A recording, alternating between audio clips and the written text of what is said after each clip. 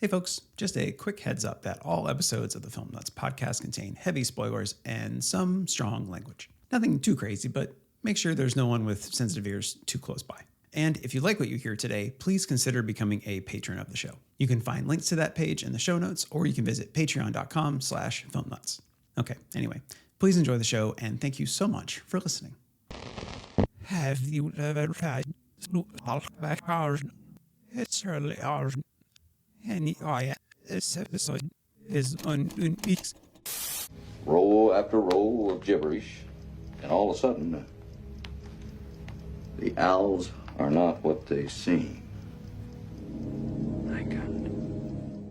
You can visit this place and live in that place of curiosity and understand and know that there are mysterious hidden places and that you will not always have the answers. You may not even be able to form the questions or understand what's happening all the time, but you can live in that place of not knowing, of not understanding.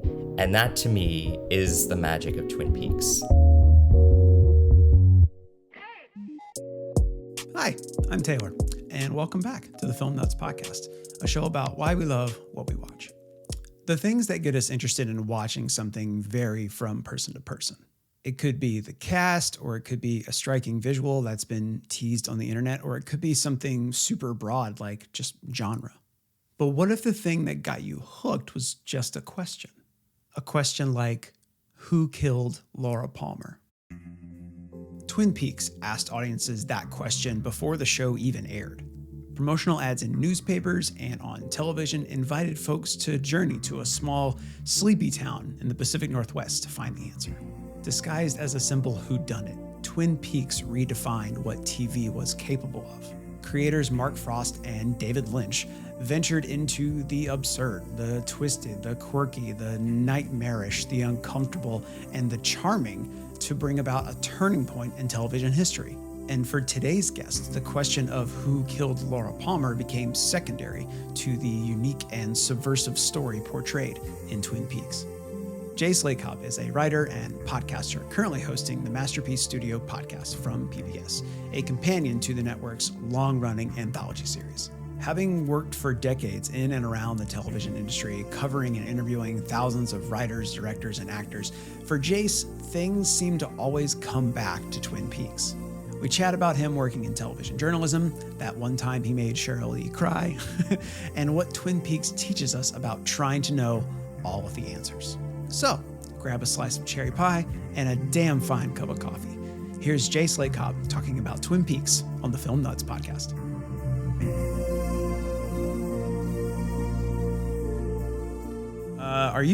You're moving soon? Is that right? You're in the process of moving? So it's kind of a mess behind me, but I'm currently in LA. I've been here for, 22 years. And we are heading closer to Twin Peaks territory. So we are moving to Portland, Oregon. Wow. Rainy, tree-lined, foresty Portland, Oregon. So so we're in the final stages of kind of packing this place up and getting out of here. Wow. So is that your ideal environment? We love the rain. My wife grew up in Portland, so this is kind of a homecoming for her. I've never lived there, but I've lived in plenty of other rainy places, including New York and London and different parts of England. So for me, I'm excited about kind of nature and getting back to nature and being surrounded by big trees and lots of rain. Yeah, so you're kind of connecting with Agent Dale Cooper on that level. Like you're very much looking forward to the serenity of it all. Yeah, hopefully not the murder aspects of it, but finding my inner zen in the Douglas firs, maybe. Yeah, that's very cool. What's prompting the move? I guess, like I said, just 22 years in LA and sort of post-pandemic kind of stuff, making changes. Our son is almost 10, and I don't know that we want to raise him in LA. So I think it's time for change. We're always sort of looking for a new adventure, and this feels like the right time to go on a new adventure. Get out of here. Yeah, I understand that for sure. So you're currently working on PBS Masterpiece podcast. So that move doesn't affect your job. It's very remote, right? Yeah, I mean, unfortunately, I haven't seen a person, interviewed them in person in like 3.5 years now. Oh my gosh. Yeah, for me, it really doesn't change much. We used to record in a studio. For the past 3.5 years, I've recorded from my bedroom. So for me, it doesn't make much of a change in that sense. And most of the people I'm talking to are in Britain. So I don't get to see them in person that much anyway. But I do miss the days where I'd actually get to sit with someone in a hotel room or in the studio and actually be face to face with someone instead of through the monitor like this. Yeah. No, we did this show for 2.5 years, and then I finally did an in-person interview last season. And it's felt so nice just to see someone and have a conversation in person, especially for something like this. Face to face. I mean, that's crazy. I know, it's unthinkable. So I'm very curious. I've been following your career for a while. I used to really read a lot of your televisionary blogs and your stuff when you're working on the Daily Beast. And now you are working on a podcast for PBS. So how did you kind of get that gig? Yeah, so it was sort of a weird confluence of events. I finished up, I was the entertainment editorial director at BuzzFeed back when BuzzFeed was a still ongoing concern. And things ended there. And I have a do not disclose, non-disclosure agreement there, so I can't say much about that. Please don't incriminate. Yeah, we could be here for the next 5 to 6 hours. But so things ended there, and I was kind of burnt out on entertainment journalism. I'd been doing it for a very, very long time as a critic, as a reporter, as an editor. And I was really looking for something different, but I missed interviewing people. And Masterpiece decided they were interested in the idea of a podcast and approached me and said, would you want to make a pilot? We'll fly you to New York. You can interview someone from Downton Abbey. We're not sure who yet. And we'll record it in studio and edit it together and see what people think.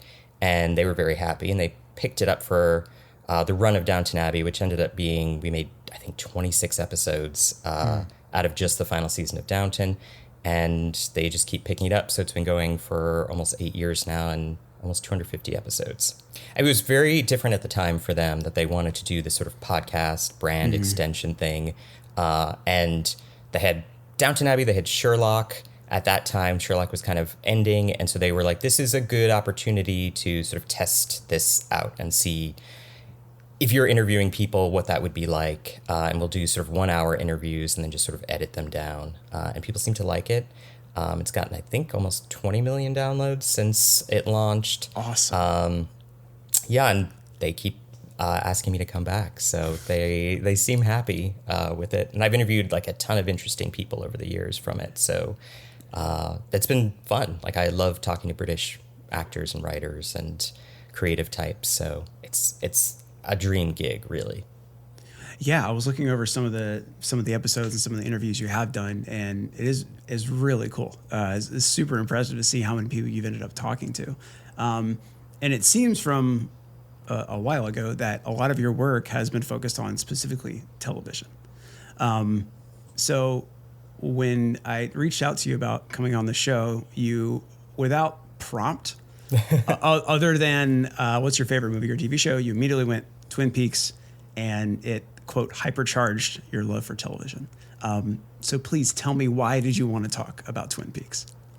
So for me, Twin Peaks is one of those shows that did change television as a whole. It dramatically altered the television landscape, and TV hasn't really ever been the same since. It brought a kind of prestige auteur quality to television making that didn't really exist up until that point, that you had Mark Frost and David Lynch have this unique sort of singular vision of this show. Now, I was sort of unaware of that when I started watching Twin Peaks, but even from a very, very early age, before I could talk, I was sort of drawn to television. I was a kid who didn't ever sleep, so my parents would sort of reluctantly let me climb into bed with them and watch television at night. So it was sort of late 70s kind of stuff. I was watching like Happy Days and Alice and Boomer and Dynasty and all sorts of shows that were on and probably completely inappropriate for like a small child to be watching. But I loved television. And then as I got older, I started to watch things on my own. And I remember, I think it was probably in the newspaper, this ad. It was a picture of Laura Palmer's homecoming queen photo. And it said, "Who killed Laura Palmer?" And I was like, what? Who killed Laura Palmer? What is this? Laura. Laura Palmer. And I tuned in to the pilot episode, Northwest Passage, and I fell in love instantly with the look of it, with the feel of it, with the music, with the weirdness of it. And that sort of juxtaposition of the extraordinary and the mundane has been sort of a fuel for me creatively for decades. And I'm very drawn to that weird juxtaposition that from the sort of everyday, from the ordinary and mundane, weirdness and extraordinary things can sort of erupt and rupture that stillness and that strain, that sort of placid quality. Twin Peaks definitely encapsulates that kind of look at this perfect place, this seemingly idyllic place, and underneath it is sort of darkness and horror. It seems like such a, I mean, obviously your language now to describe it makes sense with how long you've been around, but as you know, you saw it was when you were a preteen, as you said, like what was preteen Jace like? Like what was he into? What, like, can you specify in that age, what was the thing that hooked you about Twin Peaks based on your surroundings? Yeah, so I mean, I was a voracious reader and sort of writer. And at that point, if I think back, I probably was reading all of Anne Rice's novels at that point, and a ton of kind of murder mystery stuff. So Agatha Christie, Ruth Rendell, P.D. James, kind of like Queens of Crime kind of stuff. And then the kind of gothic horror of Anne Rice. So Vampire Chronicles, that was the same year, I think 1990, that The Witching Hour came out. And that was like a 1,000 page book, and I read it in a single day on a family road trip. What? Yeah, it was. I mean, granted, it was a long road trip, but I was a very fast reader, and Wow. We stopped at this like inn for dinner, and I remember there was sort of a fire in the hearth, and there was candles, and I was just sitting there reading, still trying to get through this book, and I finished it in that sort of single day. And so I was obsessed again. It's weird that you brought that up, because that book too has to do with sort of this seemingly normal environment and weirdness sort of erupting from that. Dark horror and secrets and terrible sort of taboos kind of coming out of this seemingly normal thing, this mansion environment in New Orleans, which is very different to Twin Peaks, but has some of the same kind of themes and storytelling. I don't think I would ever put Anne Rice and David Lynch in the same category necessarily, but there are sort of thematic overlaps, I think, with their work. That probably is what attracted to me. And then you add in sort of murder mystery to it. And I think in that way, Twin Peaks probably was the perfect sort of catnip for me. Like, I couldn't have dreamed up a better show for me at the time, although it did sort of scar me psychologically. And I'm still having nightmares all these years later from it. But it was sort of the perfect show at the perfect time for the perfect kid. Yeah. Wow. It's funny you bring that up. I finished watching the first 2 seasons last night around midnight. Oh, wow. And I had to watch something else before I went to bed. That season 2 finale really creeped me out.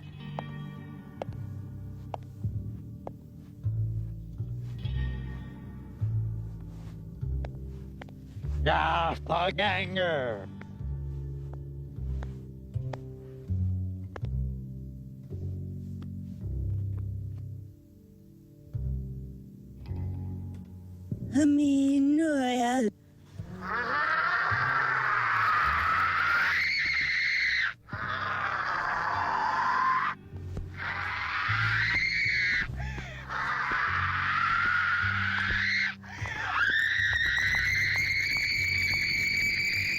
I mean, and imagine like not knowing what came after that. I mean, for decades, sort of not having a resolution to that really. I still have nightmares about Twin Peaks. I still love it, and I still have nightmares about it. I still think about it all the time. Everyone I've sort of worked with back when I was at the Daily Beast, my editorial assistant at the time, who's now a very successful screenwriter in her own right, I made her watch all of Twin Peaks with me on our lunch break. And we got through the entire thing. And I was like, now you know why I'm so sort of psychologically warped, because I watched this at way too young an age to sort of process what was actually going on here. But it still keeps me up at night. I still turn it over in my mind. I still think about it. I think it's Donna Hayward in episode 2, I think. She says to her mom, it's like I'm having the most beautiful dream and the most terrible nightmare all at once. And that to me is sort of the show. To have this dreamlike ethereal quality, but to have this awful nightmare, and they're sort of fused together. Why do you think a contrast like that is so fascinating to viewers? I mean, I think it is that weird juxtaposition of polar opposites, that there is so much beauty in this show, and you can sort of focus on the cherry pie and the beautiful scenery and the dreamy music and the 1950s sort of wardrobe and atmosphere, or you can focus on the horror of what's actually happening and Bob and the one-armed man and the dwarf and the giant, and there's just this weird sort of dream logic to the show that really does mirror our own sort of subconscious, that we wake up from a terrible dream and we can't really figure out what that meant. We're sort of parsing those weird cryptic clues. And some of it is like, oh, that person that I knew 20 years ago. Yeah, and there was a dancing dwarf who was talking backwards, and something kind of flew overhead, a shadowy thing, and it doesn't make sense, and you are sort of deeply shaken by those dreams. And Twin Peaks functions the same way. It sort of shakes us from our kind of sleepwalking in a way, gets you to confront those kind of darker aspects, maybe of yourself that you don't want to, or of your subconscious. So how did you process this as someone who watched it when it was on? How did you process? Like, what did you take away from after it was over, I guess? I mean, deep sadness that it was unresolved. Yeah. And frustration that ABC had sort of canceled the show. The network had put a lot of pressure on Frost and Lynch to reveal who killed Laura Palmer, and they sort of held off as long as they could. But in doing so, it did truncate the show. A lot of people were tuning in merely to get who killed Laura Palmer, and that was the tagline for the show. That's what hooked me. But Mark Frost said to me years ago, the murder was the worm on the hook. I mean, that was just supposed to get you in the door, and the series was going to explore these sort of weird denizens of this weird town and these strange desires that people were having. But instead, people really fixated on Agent Cooper solving that murder. And once that was revealed, it did take a lot of the tension out of the show, and they had to sort of scramble to find new mysteries. And so season 2 is a sort of uneven thing. And even at the time, I remember feeling somewhat frustrated, like, oh, something's weird here. It doesn't feel like quite the same show. It kind of finds its footing again towards the end of season 2 with Wyndham Earle and Annie and the Black Lodge. But something's missing from the show. And part of that, I think, is Lynch sort of not really being there as much. It feels somewhat different. So I remember being frustrated, sad, and then completely baffled once Twin Peaks Fire Walk with Me came out. And it was sort of a prequel and a sequel and complicated the mythology, but sort of added to it, but muddled it a bit. And I still remember I went to see it with a friend on opening day and walking out and just sort of scratching my head and being like, what was that? And it was only years later when they released the sort of missing pieces, things that had been cut from Fire Walk with Me. And this was probably 10 years ago now, that it changed that film for me. And I was able to go back and see it with sort of new eyes and what David Lynch was trying to do with that film. it was booed at Cannes. Like the critical reaction to it was not good. Wow. And it is a weird, strange movie that is very different than his more successful sort of Mulholland Drive, which has similar kind of aspects to it. So being kind of, glad you experienced the show when it was on, but still experiencing all those negative emotions. How did you go from that to almost wanting? Is that the point when did you realize you wanted to like be involved in television for a career? I mean, I don't think I realized it quite then. Maybe at the back of my head, I don't know that I ever thought that was sort of a possibility. But it definitely sort of kicked off this love for television as a medium and an art form. And for years, I would kind of keep going back to the well of Twin Peaks and watch it on Bravo when it was on Bravo, and watch it on VHS and later DVD and then streaming. And it was always kind of there. And I moved out to LA 22 years ago. My first job in LA was in TV. It was on the final season of Buffy the Vampire Slayer. Oh, cool. It lasted all of 2 weeks, and I was like, this is not for me. Oh, no. Production is definitely not for me. Okay. But I went into television development, and I worked in TV development for many years. And I wanted to be part of the process of sort of making TV, of developing shows, of finding shows, and working with writers to develop a show. And then I went to work first at Lionsgate Television, and then for a UK network, Sky, sort of buying US shows for the UK and dealing with acquisitions. And during that time, I started my blog, Televisionary, and I realized I loved writing about television. And that's actually what I wanted to do. I wanted to sort of dissect shows and analyze them and take them apart and look at them critically. And that is, I think it did all start with Twin Peaks, with examining the show and looking at both its strengths and its flaws and its themes and its storytelling and its direction and the way that they composed shots and the way that they structured the story. That really did sort of kickstart this love of looking at television in a critical way. And maybe I wasn't going to develop it anymore. And although I have written many scripts during my time, many pilot scripts that never got made, I realized too I didn't necessarily want to make television either, but I did want to consume it in a way that was critical, that was analytical, and that I could talk to people about television. So in that way, everything I've done in my career sort of does link back to this very early watching of Twin Peaks and that feeling of watching this pilot episode and saying, this is something completely different, and this is unlike anything I've ever seen on television. So sorry for the interruption, but I will be brief. I am so grateful that you decided to listen to the Film Nuts podcast today. If you are enjoying what you're hearing, please consider supporting the show on Patreon. With a small monthly amount, you can get access to behind-the-scenes goodies, early access to full episodes, and you can vote on what movie we watch the first Monday of every month on the Nut House Discord. The Nut House itself is free to join and is full of other film and TV lovers, so you'll fit right in. You can check out info on all these things in the show notes. And if all of this sounds like a bit too much, that's totally okay. But if you want to keep up to date on all of our episodes, please be sure and subscribe on your favorite platform of choice. And if you're listening on Apple Podcasts, go ahead and leave a rating and review so we can get in front of other awesome people like yourself. Okay, enough of me rambling. Back to the good stuff. You mentioned earlier that Twin Peaks kind of redefined television in a way, or set a new standard. What examples do you have to kind of attribute to that? I mean, I definitely think the way that it approached both its production value, so it was shot a lot of the time on location.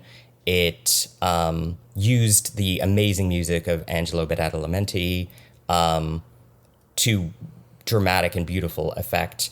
The way that David Lynch directed it looked unlike anything else on television and brought a sort of cinematic, filmic quality to the show.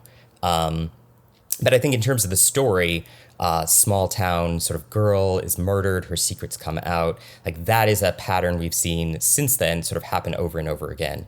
Any show that has teenagers solving a murder is always going to be a lure for me, whether that's sort of Pasadena or Veronica Mars or early Riverdale. Like those shows keep coming up again and again and again. But the fact that Frost and Lynch were able to sort of test the elasticity of this form of the TV drama. This is a nighttime soap.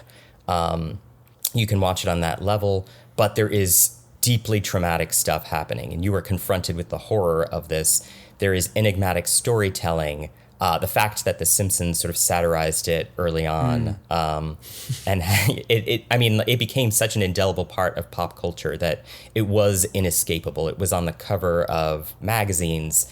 It was on the cover of Rolling Stone, Entertainment Weekly, all these places. Like, people were talking about it back at a time when there were still water coolers, and it was, I think, one of the first water cooler shows. But the fact that you could have weird, very serialized storytelling, that you could really challenge the audience, I think predicated the sort of prestige era of TV. And I think without Twin Peaks, you wouldn't have Lost. You wouldn't have The Americans or Mad Men or Game of Thrones or The Good Wife. They're all very different shows, but I think Twin Peaks showed that you could put a lot of care and a lot of attention and a lot of finesse into TV making and elevate the art form in a way that many shows have gone on to do so. But I think it was one of the first that kind of really pushed this notion that this is sort of high art.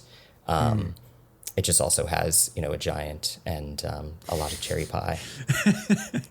Yeah, one of my someone had mentioned this show to me when I was in college, and they brought it up that they watched it with their parents growing up, and I was like, oh, interesting. I've never heard of it. Never really paid too much attention after the fact. But what got me interested in it, just delving in further, was actually, speaking of like the pop culture references, an episode of Psych.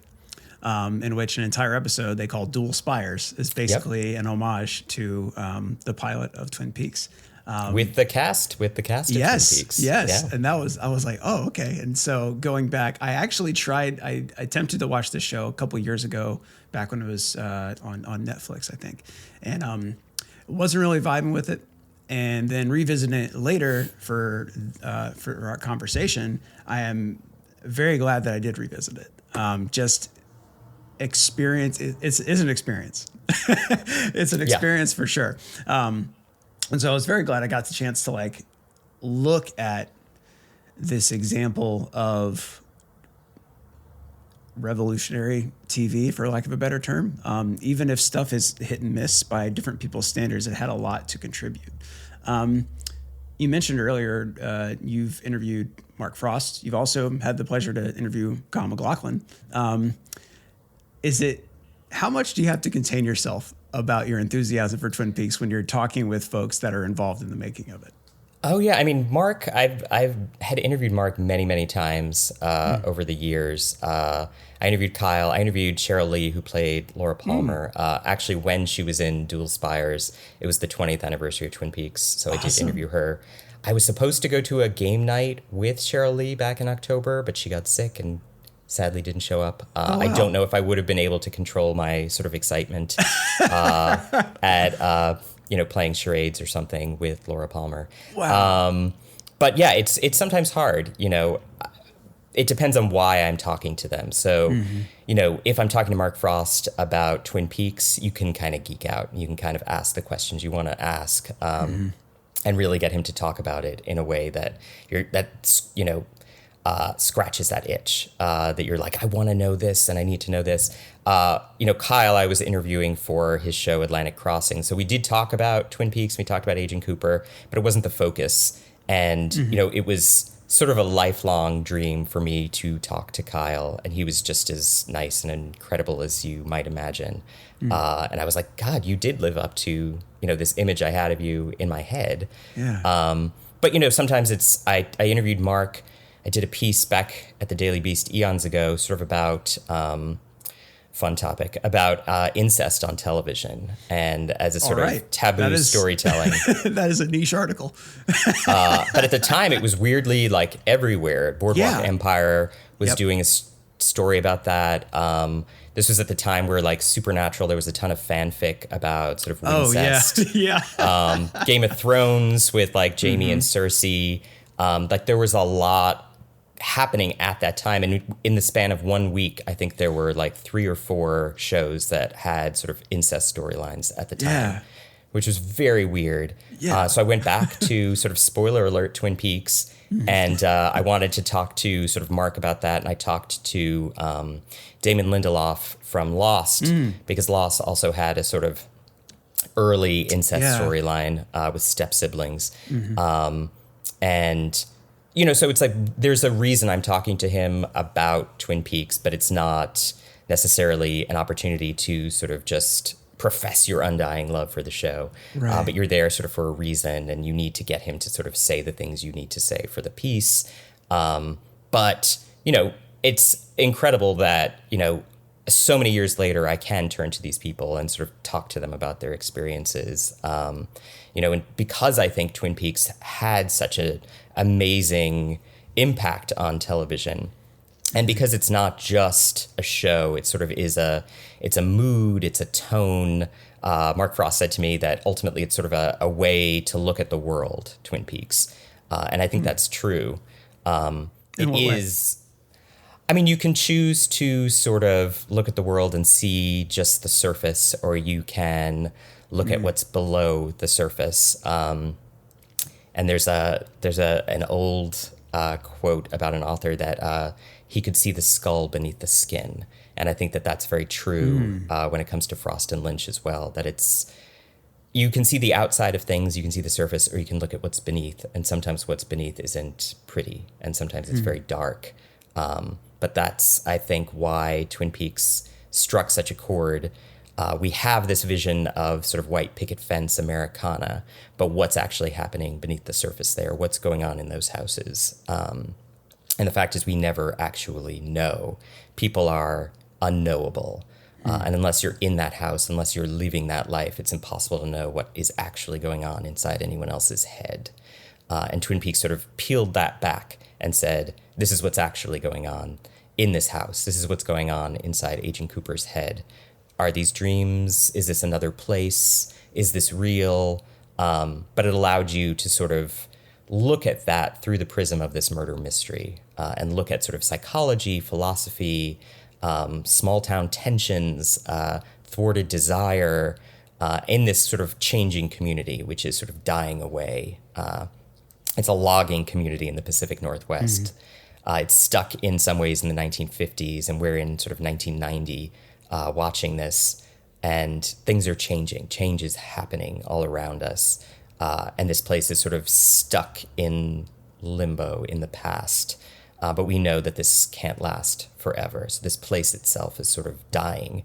And as the series goes on, we begin to see it sort of literally decaying morally, physically, emotionally. The characters are sort of stuck in this place and are trying to either get out or improve their lives or find love or just get through high school without being murdered by a demonically possessed killer.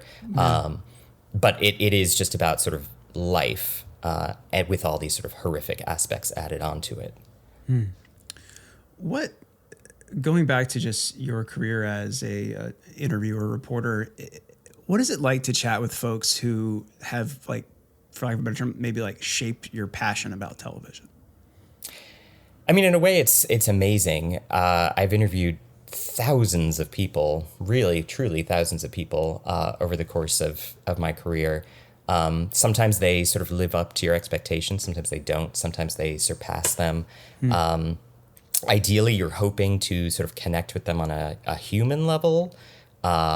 Even if they've really shaped you in some way, you want to feel like you were able to connect with them on a level that you can't through a sort of parasocial relationship of just sort of watching their art.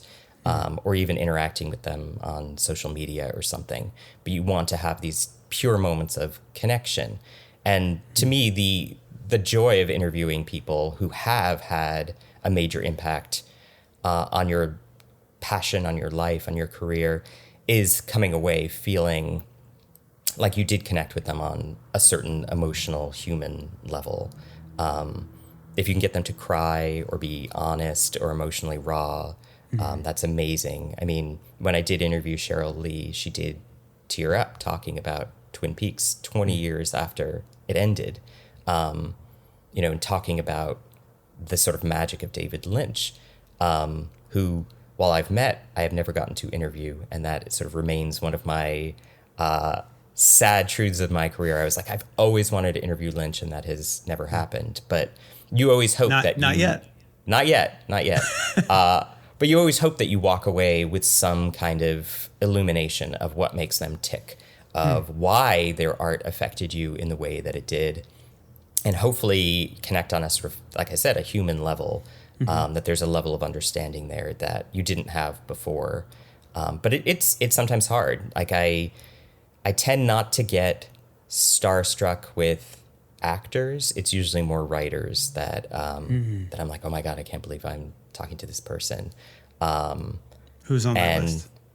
I mean, back in the day when Mad Men was on, like getting to interview Matthew Weiner so many times, that was sort of big. And we would do sort of an end of season sort of wrap up, where he could be sort of as spoilery as he wanted to be. And so I was like, oh God, talking to him or Mark Frost or, any number of writers that I've interviewed over the years. I don't want to, mention more names lest I leave anyone out, but, yeah, I got you. Yeah. I mean, I tend to get more nervous around them, I think, because as the creators of these things, I look to them to sort of have this sort of vision of what it is. And it's sort of leaping out of their mind. And I'm in awe of that. It's hard not to be.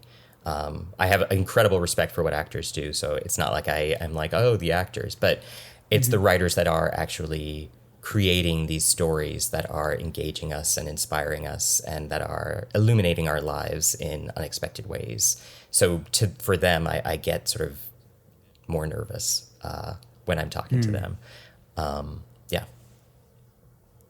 Yeah.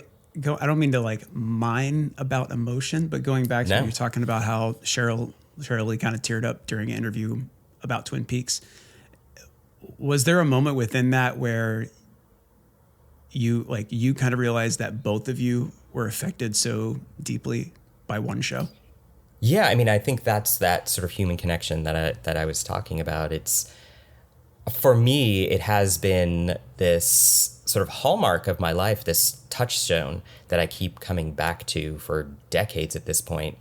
And for her as well, and talking to her about it, it did mean a lot. It meant a lot that she was sort of honest and vulnerable enough to have genuine emotion with me. And for me, it meant a lot that it did fulfill this sort of storyline, for want of a better term, that had been running through my life, that I've been watching the show and analyzing it. And here I am talking to the actor who played one of the most famous faces of a dead girl ever on the planet, about her experiences. And she said something to me that has stuck with me about Lynch. And I'm going to be really annoying and just read it because I don't want to mangle it. Sure. Yeah. But she said of David, he has the ability to see things in you that you don't even know are there. He's quite the magician. David gives us permission as the viewer to not have to understand everything, to not have to know the answers to everything, to be able to live in that place of curiosity and know that there are mysterious hidden places. And that, to me, is the magic of Twin Peaks. You can visit this place and live in that place of curiosity and understand and know that there are mysterious hidden places and that you will not always have the answers. You may not even be able to form the questions or understand what's happening all the time, but you can live in that place of not knowing, of not understanding. And I think we can apply that to our lives and should be applying that more to our lives, that it's okay not to know. It's okay not to understand. It's okay to question. And it's okay ultimately to live in that mysterious hidden place of inner desire and understanding and sort of psyche. How do you think you, like as a person, have maybe taken that philosophy to heart? I mean, certainly, I think one of the most humbling positions to be in is that of a parent. to sort of not have the answers to everything. It's very humbling in that way. And I think that quote keeps coming back to me, I think, because as a parent, you're constantly asked sort of why or how or and to question yourself as a parent, am I doing the right thing? Is this the right decision? But it's okay to not know. It's okay to sort of have doubt, to question, to wonder. And for me, I enjoy the interiority of my thoughts, of thinking about things, of dwelling in the sort of hidden place within me. That brings me a lot of joy. I am sort of an introverted, quiet person, he says, having rambled for the last 40 minutes. But when you find the right thing to talk about, man, anybody can just talk for hours. You can't stop me. You can't stop me. But I enjoy that. I enjoy sort of being alone with my thoughts and dwelling inside my own head. And being aware that it's okay, like I said, to not have all the answers. And I say that to my son all the time, like, it's okay to say, I don't know. Don't be one of those people that constantly pretends to have all the answers. It's fine not to know. It's probably good not to know everything. Life would be pretty boring if we all knew everything all the time. Yeah. If you had to define a favorite moment or scene through the first 2 seasons, could you pick one? So many. I mean, one of them certainly Cooper's sort of arrival in town. He's talking to Diane on his tape recorder. Diane, 11:30 a.m., February 24th. Entering the town of Twin Peaks. It's 5 miles south of the Canadian border, 12 miles west of the state line. I've never seen so many trees in my life. As W.C. Fields would say, I'd rather be here than Philadelphia. And he's in love with the trees. And there's just this sort of beautiful innocence to Cooper here that I love. He's innocent, but it's all very much about sensation. It's about taste and touch and smell, and he's attuned to these things. And this, I don't know that it would be my favorite scene when I certainly mention it, but I love the scene where Audrey is at One-Eye Jack's. Good luck, honey. Close your eyes. This is such stuff as dreams are made of. And she has to put the sort of China face mask on, and Ben Horn comes into the room. And it is like such a weird, creepy scene in that he's her father and she's pretending she's sort of undercover here without anyone knowing that she's undercover at this brothel. And you don't know how she's going to get out of this situation. I do love also the first sort of dream sequence that Cooper has where he meets these people from another place and meets the dead Laura Palmer. Where we're from, the birds sing a freshly song. And there's always music in here. The old man at the beginning of season 2, the waiter who may or may not be the giant. How you doing down there?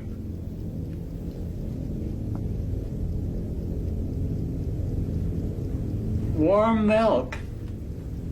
Agent Cooper! Would you put it on the table, please? I mean, it's full of indelible moments. Like I could list 100 that are my favorite, and then tomorrow I would probably email you and be like, no, these 100 are actually my favorite scenes. That season 2 opener is, I think, my favorite of the whole thing because I love the subversion of genre. Like you think it's one thing and it's another. So to open with basically comedy gold, I thought at the beginning of season 2, I was talking to some friends about it, and somebody told me that the average viewer hated that when it aired. And for me, I was like, I think that's great. I think it's wonderful. I'm laughing my butt off. It's hilarious. Yeah, I mean, all of that, there is humor in a lot of Lynch's work if you sort of look for it. And so much of it is sort of deadpan or off kilter or just strange. That episode, I think, is definitely like a hallmark high point for the show. If I had to pick an episode, it might be that one. There's just so much in it. And to have come back from the break between seasons I sat there and watched that episode. My parents got me cherry pie, and I was ready to go to watch that. That's awesome.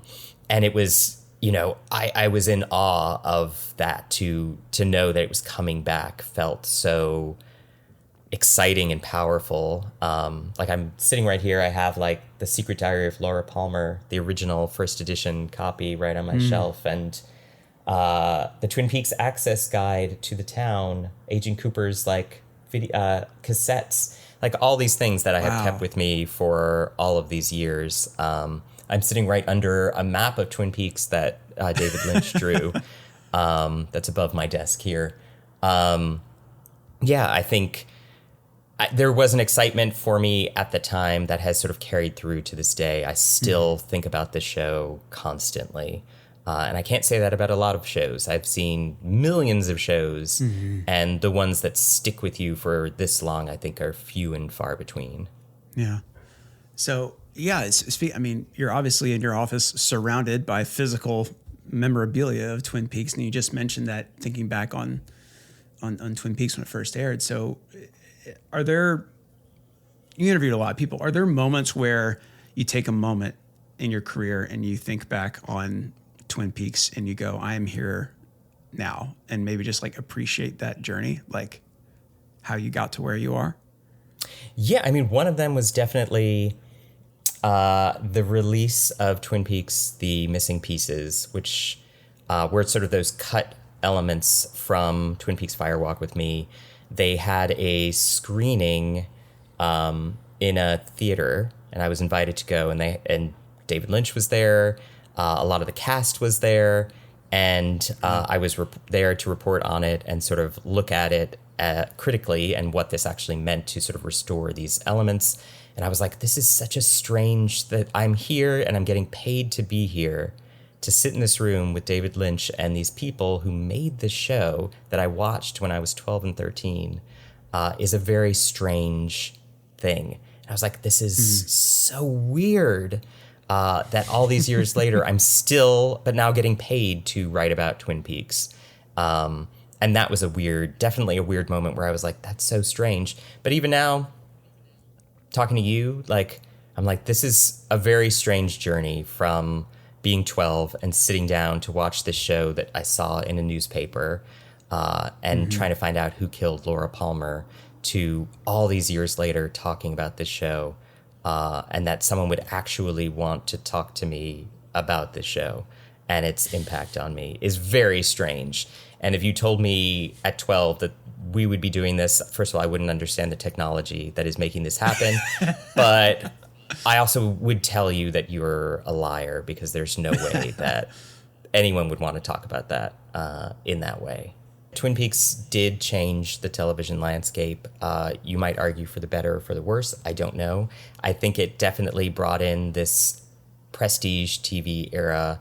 And I think it did change the way we look at television. I think before that, it was more content to be consumed. A lot of the other shows I was watching, I don't necessarily know that I was engaging with on as deep a level as this. Yeah.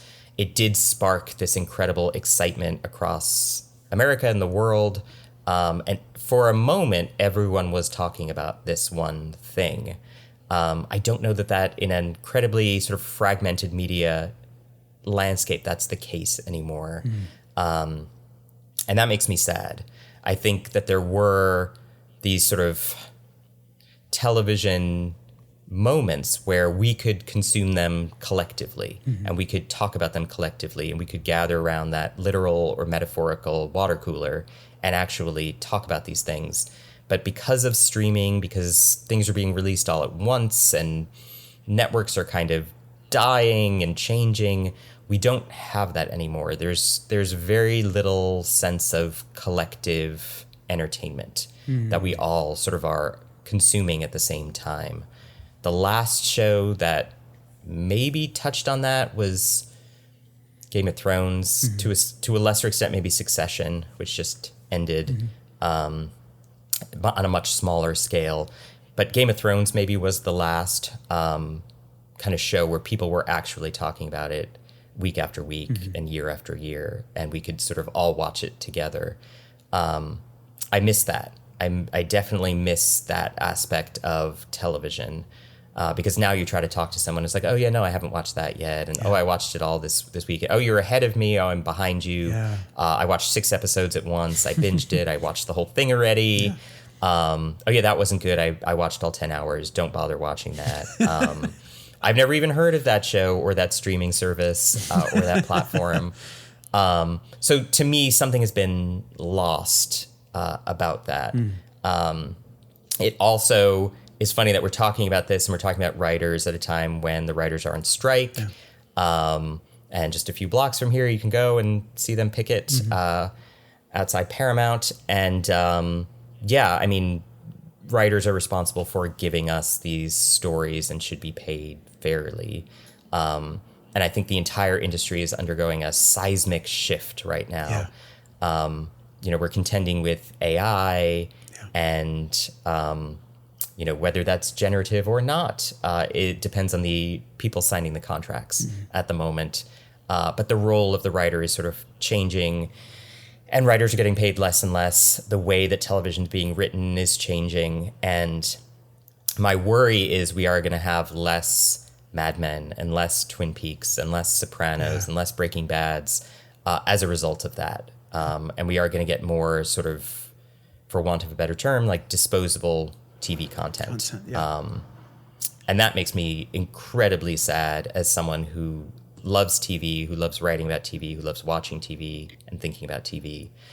So when I think about a show like Twin Peaks that came around at a time where nothing like that existed and sparked, to use your word, sort of a revolution in this art form, I am deeply troubled by seeing what could be the death of an art form or a medium and an industry, and certainly a livelihood for a lot of people. But I worry. I definitely worry. Did you think it was going to get that somber? I don't know. No, but that's where I went with this. I'm here for honesty, and I'm on the exact same page as you. Like, even when I didn't connect the dots as far as the almost this like communal activity of enjoying a piece of art, but I'm right there with you as far as this feeling of disconnectedness, because there are so many things to see, and sometimes that's good, sometimes that's bad, but we are very much, I feel, steering in the direction of hashtag content, I guess. Is there a solution? I mean, stop thinking about TV as just content. I think the second that everything got labeled content, it all became the same. So a TV show is the same as a TikTok, is the same as an article, is the same as a book, is the same as this. And if it's all content, then we are all sort of content creators. We're all content consumers. Everything's content. But we need to get back to thinking about it as not only sort of a money-making industry, but also an artistic form, and stop thinking about it just as sort of pure content. Be aware of what you're sort of consuming.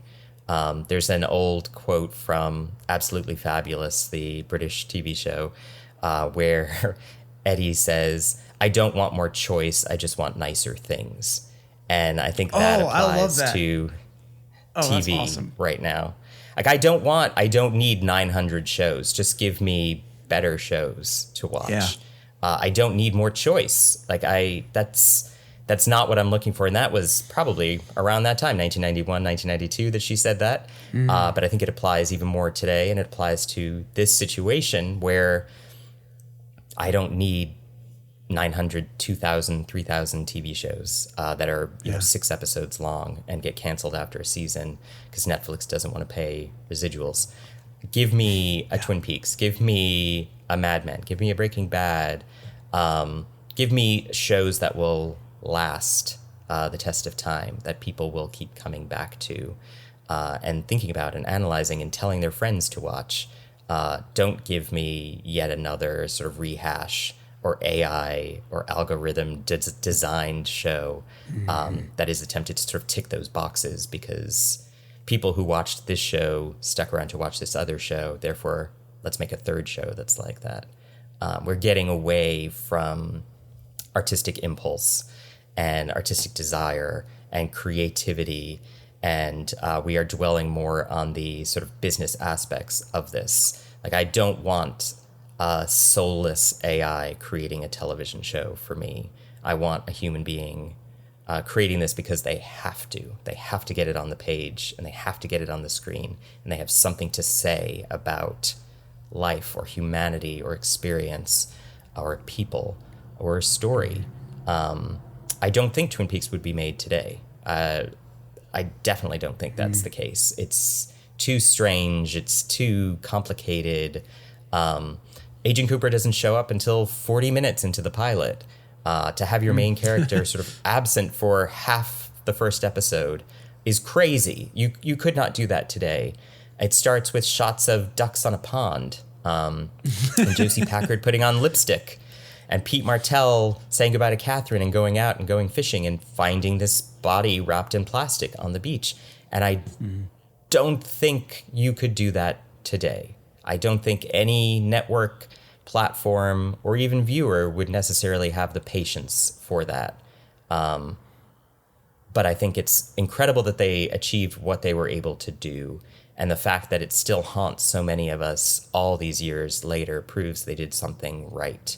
And I want us to go more in that direction and less from relying on an artificial intelligence or large language model to generate a show for us. I don't want the ability to go into an AI and say, give me Twin Peaks mixed with Seinfeld and have it generate a script. I don't want that. That's not something I want. Maybe that makes me a Luddite. I don't know. But I want art to come from the human brain. That is one thing that separates us from other animals, is that our sort of capability of creation and artistic creation. It also separates us from machines. And I hope that that's not the way television is going. Man, we took a turn there. That was great. I didn't go in expecting to go on a tirade about AI and the sort of WGA strike, but there we are. Right. And it does all connect back to Twin Peaks. You know, I hope people who listening will think about why the writers are striking and what a writer's job is and the role of creativity in all of our lives, and that we need artistic outlets to thrive as human beings, and to hopefully dwell in those mysterious hidden places that Cheryl Lee mentioned.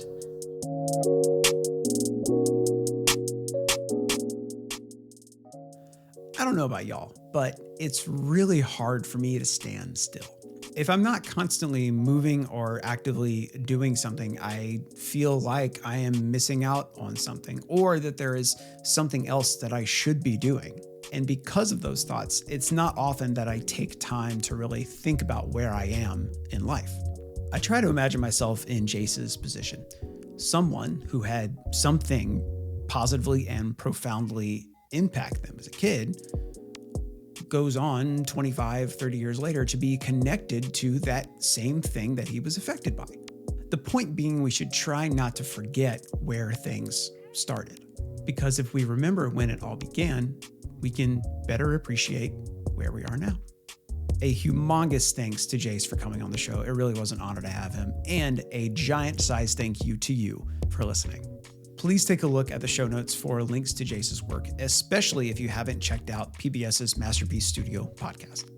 If you enjoyed what you heard today, please go ahead and subscribe on your favorite platform of choice to stay up to date on all of our episodes. And if you're listening on Apple Podcasts, go ahead and leave a rating and review. It helps us get seen by more awesome folks like yourself. And if you really enjoyed what you heard today, please consider supporting the Film Nuts podcast on Patreon. You can get all kinds of cool perks like behind-the-scenes goodies and early access to episodes, as well as it helps support the show, help it to get bigger and better. Your monthly support would absolutely mean the world to me. So for more information on that, check out the show notes, or you can visit patreon.com/filmnuts. Our theme this season is brought to us by The Deep End. Our artwork is designed by Modangwa Sibukudi, and all the episodes of the Film Nuts podcast are produced and edited by me, Taylor D. Adams. If you want to get in touch, you can email filmnutspodcast@gmail.com or follow us on Instagram, TikTok, and Twitter at filmnutspodcast. Thank you all so much for listening today, and here's hoping that Gum You Like comes back in style.